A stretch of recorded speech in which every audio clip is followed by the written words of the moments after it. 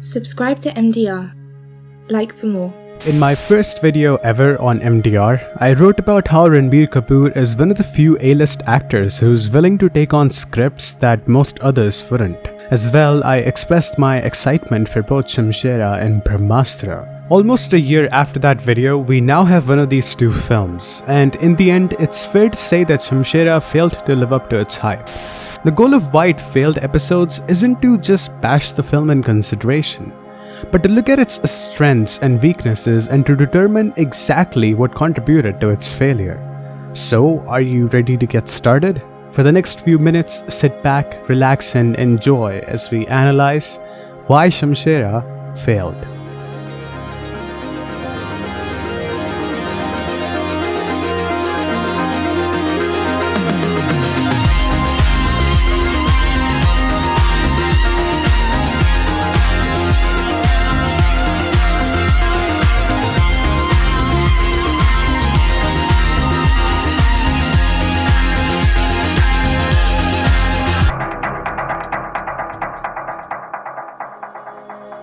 It would have been expected that a film coming out of the YRF camp, especially in its 50th year, would be everywhere. But despite its lackluster promotion and marketing, Shamshera was still one of the most hyped films of the year. From the teaser and the release date announcement, the mystery surrounding the film was intriguing. In addition to being Ranbir Kapoor's first film in 4 years and following the success of Sanju in 2018, expectations for Shamshera might have been way too high. But this is all hearsay since watching the movie in general was a terrible experience. Shamshera shows a lot of potential at the beginning. A change in the political climate in India puts Shamshera's community at odds with Mughal power, British rule and social divisions among Indians. While the film doesn't explore this further, Shudd Singh embodies all the threats Shamshera's community, the Khamerans, face. Shudd is an Indian working for the British and committing crimes like a dictator. In Hindi, Shudd means pure, which contradicts his behavior, making him a bipolar character even by name. Possibly a multiple personality villain, Sanjay Dutt captures the essence of evil in his compelling portrayal. Also terrific is Ranbir Kapoor in both roles he plays in Shamshera and Balli, who become similar over time. Therefore, the two fail to maintain their individuality throughout, but I guess that's the point. Though Vaani Kapoor's role is confined to such a basic device, it almost feels like the filmmakers objectified rather than humanized her character. The better elements of Shamshera are Ranbir's physical comedy bits, such as the chair falling scene or how he protects Sona from Shudd Singh, or right before intermission when he's tossing her around in a rather serious battle. And although Vaani's comic timing is in sync with Ranbir's, the film fails to make use of Vaani's acting abilities once she becomes pregnant in the film. And as of that point too, she only appears in songs, contributing little to the plot, despite the fact that she is meant to be the main attraction to the riches, leading Balli to steal from them.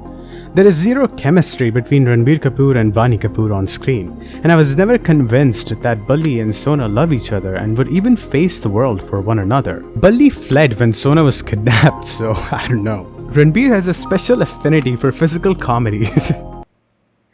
I'm sorry, I don't know why that made me laugh. That whole that whole bit where Balli flees when his wife is pregnant. I'm sorry, okay. Ranbir has a special affinity for physical comedy since his grandfather, Raj Kapoor Saab, was also an eccentric physical comedian. Among his best works, Barfi makes extensive use of his physical comedy and Shamshera follows suit. Nevertheless, the film is so superficially marketed towards kids that it kills that as well. You see, Shamshera wants to portray itself in a mythological light. However, how am I supposed to take it seriously when the plot relies heavily on convenience and not on destiny or something like that? Is there a solid reason why Balli does not kill Shudd Singh in the interval? No. Is there a valid reason why Balli does not kill Colonel Freddie Young in their man-to-man battle? Not really. One can certainly bring up a few reasons, such as pride or seeking revolution, but what happens when Shudd Singh kidnaps Balli's newborn baby and his wife? This is the core problem with Shamshera. For each constructive step it takes 2 steps back as well. You have a gorgeous set, a great looking picture, and then this terrible VFX. Your cast is talented and is ready to give it their all, but they are used horribly. You have one of India's finest composers, yet his soundtrack for this film is one of the shallowest of all time. I just want to say that out of my top 100 Hindi songs, there will surely be 50 or 60 Mithun compositions. But for some reason, here is his least impressive soundtrack. Thus, the music in Shamshera hinders the flow of the film rather than linking chapters. It completely zones you out of the film again and again. Neither the script nor the editing justify the almost 3-hour length of the film, making it yet another poorly executed production.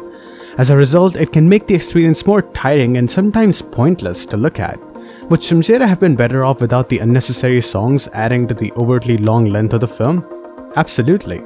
Also, could Shamshera have been made shorter by removing some plot sequences?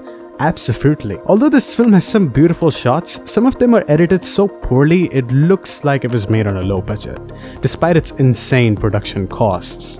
I also feel like because the film has been in production for so long, almost 6 to 7 years, if such a case occurs, the film is either a masterpiece like Veer Zara with its 7 years long production, or a totally disjointed and confused mess, and this one seems to have fallen through. So what exactly were the points because of which Shamshera failed? I would say number 1, unjustifiably long. Number 2, bad soundtrack. Number 3, a predictable fable. Number 4, shallow themes like that crow thing. Number 5, lead couple lacking chemistry. And that's it for today's episode of Why It Failed. I'll see you in the next one, and hopefully, Brahmastra will be better.